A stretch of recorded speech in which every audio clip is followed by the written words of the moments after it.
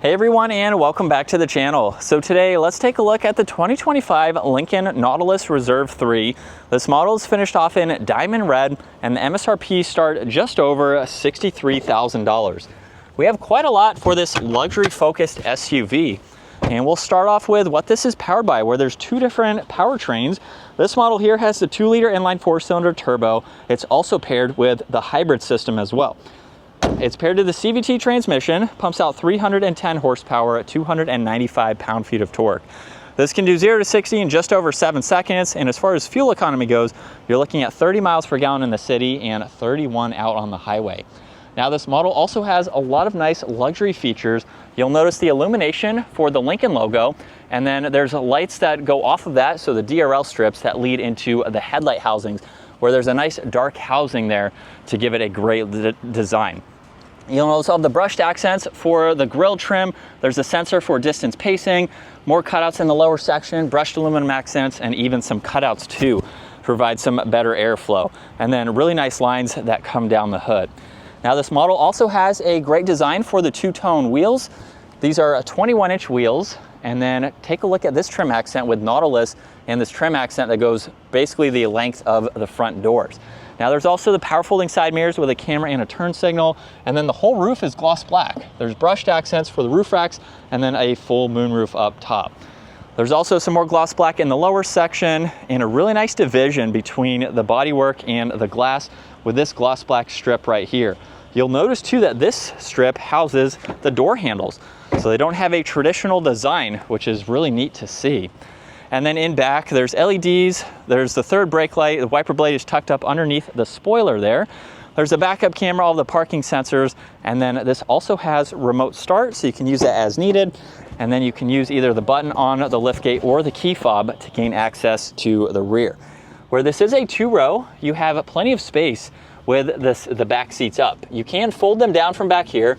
You have a hook on both sides, and then there's also a spare tire underneath. Now there's also some tie-down areas, so you can use those as needed, and you could maybe put some smaller items underneath the floor as well. So for its sizing, you have a pretty good amount of space. Now as we work our way to the interior, really nice design for this door panel where the release handle is located inside that grab handle there, and then you have some storage in the lower section. And then as we fold these seats down, it's a pretty flat area there, so you can definitely get in a lot. And then at 5'10", I have a good bit of space. Now there's also some auxiliaries, there's storage pockets, you get heated rear seats, vents, and auxiliaries down below. And then there's the armrest with cup holders as well. And at 5'10", I have about 1.5 inches or so of headroom, so it's very comfortable for its smaller size. Now this also has the keypad on the outside, so you can use that as well.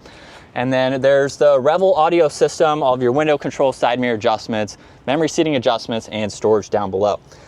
And a very nice design for these front seats, which are super comfortable, and you have some automatic adjustments that you can use as needed. Now as we start this up, take a look at this massive screen that goes from pillar to pillar. This also has an oval design for the two-tone steering wheel, where you'll notice the controls are very minimal. If you hover your finger on them, you'll notice on what I'll call the gauge cluster here, you can see volume is up and down, tuning is left and right, there's also voice commands.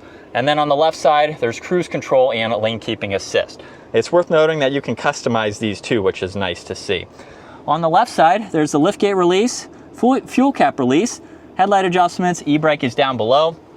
And then with this giant screen, this is basically your gauge cluster. You'll notice the navigation along with some vitals up top. There's a clock, music, and then some trip information. And then in the navigation system here, you have a split view. You can also look at quite a lot here in terms of driving modes, so you can go through all of these. You can look at the ambient lighting to adjust that. There's traction control. You can even get into the massaging seats. So you have all these functions for your driver and passenger, and you can monitor all of that as needed. You have a valet mode, vehicle status, along with various settings that you can get into. So you have quite a lot that you can customize, which is nice. You can also pull up all of these icons, get into your Apple CarPlay, Android Auto, and then you have a few shortcuts here where you can customize all of that. In the lower section, this is all fixed. You can get into your heated and ventilated seats, heated steering wheel, temperature adjustments. That's all laid out well. You have air vents underneath that, and then this is how you put the vehicle into reverse. You'll notice the backup camera appear up there, but you can actually change angles from down here. So you can easily reach it and monitor that screen there. You have drive, a low range gear, and then park as well. There's also auto hold. The flashers, you have your parking sensors that you can adjust. There's a max defroster. You can also pull up the camera system and pull up the shortcut to the driving modes. And then volume is located right in the middle. Now there's wireless charging, auxiliaries and cup holders, which you can hide away. And then there's auxiliaries and storage in the armrest. There's also the glove box as well. And then rear view mirror, dome lights, adjustments for the sunshade and sunroof, and a sunglass holder too. And then here's a look at visibility, where it's pretty easy to see over both shoulders. So now let's go ahead and get this out on the road. And so with a mild acceleration, here we go.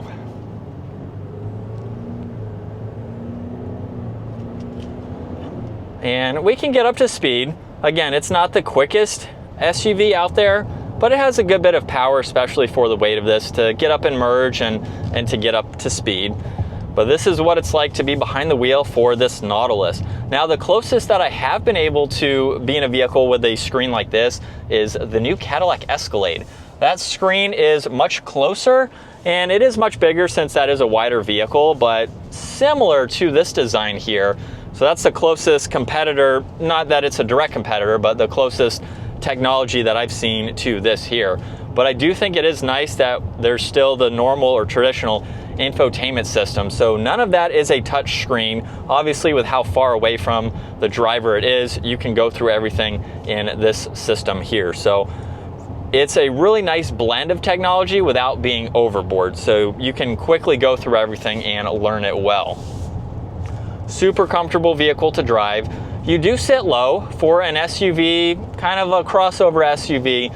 You sit pretty low in it, but obviously you have the height adjustment if you need that. And at my height, 5'10", I have about 4 inches or so of headroom. So you could be much taller than me and still fit comfortably in this seat.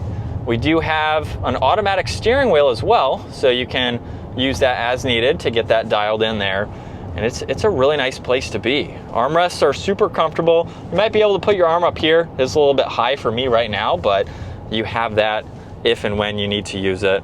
And the fit and finish is very nice. I'm impressed for the price and some of the other brands and competitors for it. This seems like a really solid option to go with. And as far as maneuverability goes, we have a pretty tight turning radius here. So for its size, not all that bad to quickly do that U-turn and then back up to speed. It's very easy to see what would be called the gauge cluster there, even with the steering wheel. So maybe that's why it's got that flat top to it, so I can easily see over it to that screen there. So nice design elements like that. But this is a nice option. Comment down below, let me know your thoughts on the Lincoln. Is this a competitor to some of the German rivals and brands? Ford and Lincoln are really stepping up their game with their interiors and the luxury and features that they provide for the money. It's a great option to go with.